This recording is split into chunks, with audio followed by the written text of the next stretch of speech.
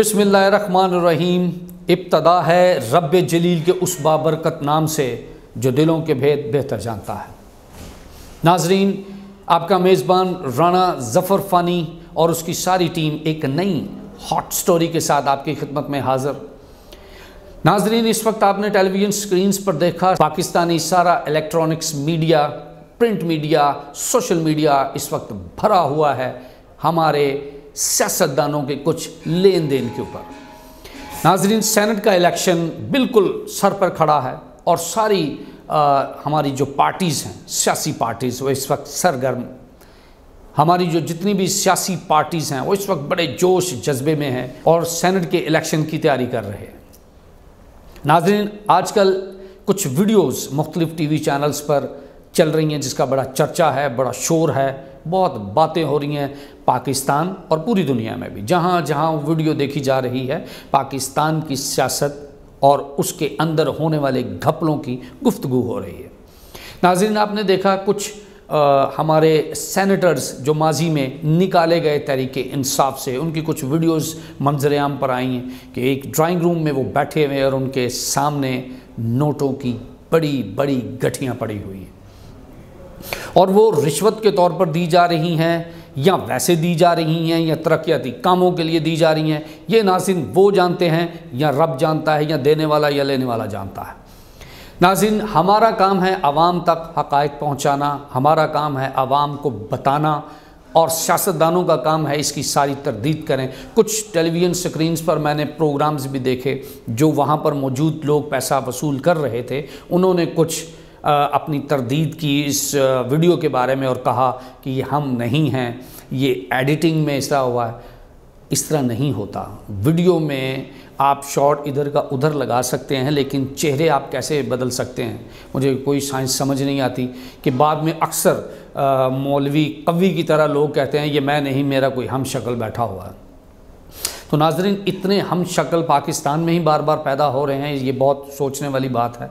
बात ये है कि अगर हमारे सियासतदान इस तरह की गलीज़ हरकतों में पाए जाएंगे तो ये मुल्क की भाग दौड़ कैसे संभालेंगे। नाज़रीन, 22 करोड़ आवाम मुंतज़र होती है अपने इन सियासतदानों की कि वो आएँ और पाकिस्तान और पाकिस्तानी आवाम की खिदमत करें। लेकिन ये जो लेन देन है ये बाखुदा हमें भी नहीं पता था। अब इसी हमारे मीडिया और हमारे सोशल मीडिया की तरफ से ही हमें इन चीज़ों का पता चला। जो आम आवाम थी, हमारी जो बहुत मासूम और भोली आवाम है, उनको इस चीज़ का बिल्कुल भी पता नहीं था। इनकी ख़ुद की लड़ाइयों ने, इनकी ख़ुद की लीक की हुई इन वीडियोज़ की वजह से आम आदमी को भी पता चल गया है कि सेनेट की सीटें भी बिकती हैं और बहुत लंबे चौड़े पैसों में बिकती हैं। जैसे अभी कुछ इन्फॉर्मेशंस आई वज़ीर आज़म पाकिस्तान जनाब इमरान खान साहब की तरफ से भी कि 2 साल पहले सूबा बलूचिस्तान में जो सेनेटर की सीट का रेट था वो 70 करोड़ रुपए तक की बोली लगी थी। तो नाज़रीन, अगर 2 से 3 साल पीछे चले जाएं तो 70 करोड़ था, तो अब तो 1 अरब लाजमी बनता है। तो अब मुझे ये बताइए, जो सियासतदान, जो सेनेटर सेनेट की सीट लेने के लिए 70 करोड़ रुपया देगा या 1 अरब या उससे ज़्यादा देगा, तो वो कौम की खिदमत क्या करेगा? डेफिनेटली जो पैसे उसने दिए होंगे पहले वो कमाई करेगा, रिकवर करेगा, उसके बाद उससे दुगना कमाएगा। खिदमत तो बड़ी दूर की बात है और उतनी देर में 5 साल पूरे हो जाते हैं। तो ये कंफर्म हो गया इन चीज़ों से कि ये लोग अपने आप को बेचते हैं और इन सीट्स की बहुत बड़ी बोली लगती है। तो खुदारा जो पाक ईवान कहते हैं और ईवानों का बड़ा एहतराम करते हैं, अगर उन पाक ईवानों में ख़रीदी हुई सीट्स लेकर आप वहाँ पर बैठेंगे तो आप मुल्क की खिदमत क्या करेंगे? ये बहुत बड़ा सवालिया निशान है हमारी सियासत पर, हमारे इदारों पर जो इनके ऊपर नज़र नहीं रखते। इनके ऊपर नज़र रखनी पड़ेगी। ईमानदार बेहतरीन लोगों को सिलेक्ट करके इस पाक ईवान में बिठाना होगा जो पूरी 22 करोड़ आवाम की तकदीर बाद में लिखते हैं। अगर इसी तरह के जवारी आप असम्बलियों में बिठाएंगे, सेनेट में बिठाएंगे, तो वो अपना पैसा पहले रिकवर करेंगे, उसके बाद وہ کسی کی خدمت کے بارے میں سوچیں گے۔ یہی بیس ہوتی ہے کرپشن کی۔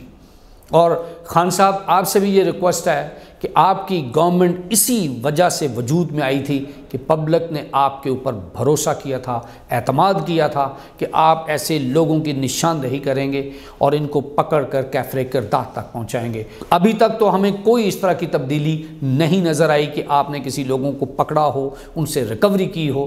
3 سال ہماری اس گورنمنٹ کو بنے ہوئے ہو گئے ہیں الحمدللہ، سوائے مہنگائی یا اس طرح کی باتوں سے وہ چور کے علاوہ ہمیں کوئی پروگرس نظر نہیں آئی۔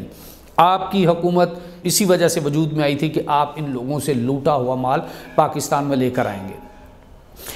لوٹا ہوا مال واپس لے کر آنا تو دور کی بات، یہ نئی ویڈیوز باہر آنا شروع ہو گئی ہیں جو اسمبلی کی سیٹس لینے کے لیے کروڑوں روپے کی لین دین کرتے ہیں۔ یہ ایک لمحہ فقریہ ہے۔ ہم انتظار کریں گے کہ اس کا فیڈ بیک کیا آتا ہے، یہ جو جینون بندے پکڑے گئے ہیں یا اس طرح کی چیزیں ہو رہی ہیں اس کی روک تھام کیسے ہوتی ہے اور ہماری گورنمنٹ اپنا کردار کیسے ادا کرتی ہے۔ ساری قوم اس چیز کا انتظار کر رہی ہے، ہم بھی انتظار کر رہے ہیں، اس دعا کے ساتھ کہ پاکستان اور پاکستانیوں کے لیے آپ بہت اچھا کرنے کی کوشش کریں گے۔ پاکستان زندہ باد۔